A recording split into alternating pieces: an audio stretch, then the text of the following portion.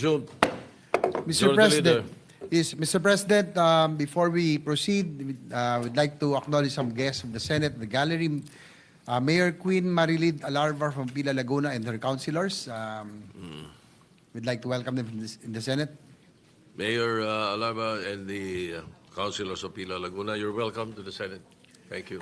Mr. President, the Senate is in receipt of resolution number 320 from the House of Representatives entitled Resolution requesting the Honorable Senate of the Philippines to grant its consent to the House of Representatives to extend its plenary session to October 13, 2025 for the purpose of considering the General Appropriations Bill or GAB fiscal year 2026 on third and final reading.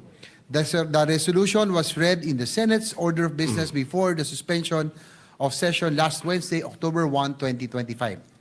To allow the House of Representatives sufficient time to pass the General Appropriations Bill on second and third reading in faithful compliance with the requirements of Article 6, Section 26, Paragraph 2 of the Constitution, I move that the body grant consent to the House of Representatives request to convene on October 13, 2025 after the Senate adjourns its session on October 10, 2025. So move, Mr. President.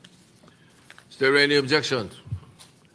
Hearing none, to enable the House of Representatives to meet the targeted second reading approval of the General Appropriations Bill for fiscal year 2026 on October 10, 2025, while adhering to the requirements of the Constitution, particularly the mandatory 3-day interval between second and third readings of a bill, the Senate of the Philippines hereby consents to the convening of the House of Representatives in plenary session on October 13, 2025, or 3 days after the Senate adjourns today, October 10, 2025, for the consideration and approval of the General Appropriations Bill for 2026 on third and final reading.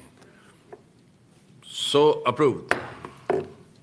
Mr. President, yes, Mr. President, I move that we adjourn. Well, before I recognize you to adjourn, the chairman, the presiding officer wishes to make a statement. For the information of my colleagues, numerous and coordinated circulation of fake news have been circulating regarding new tax measures allegedly proposed by this representation, by me.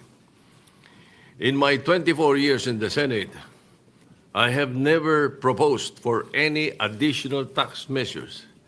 In fact, I have consistently voted against it.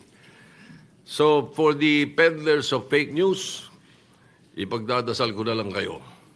Sa ating mga kababayan, huwag kayong basta maniniwala, lalo na pag masama ang balita.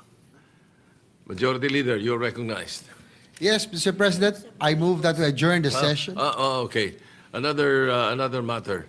We would like to place on record that we have designated the Senator Erwin Tulfo to be the acting chairman of the Blue Ribbon Committee, and as much as he is the vice chair of the Public Accountability Committee. For the record.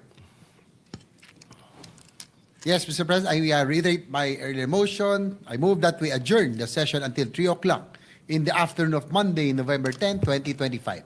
Any objection? There being none, the session is adjourned until 3 o'clock in the afternoon of Monday, November 10, 2025.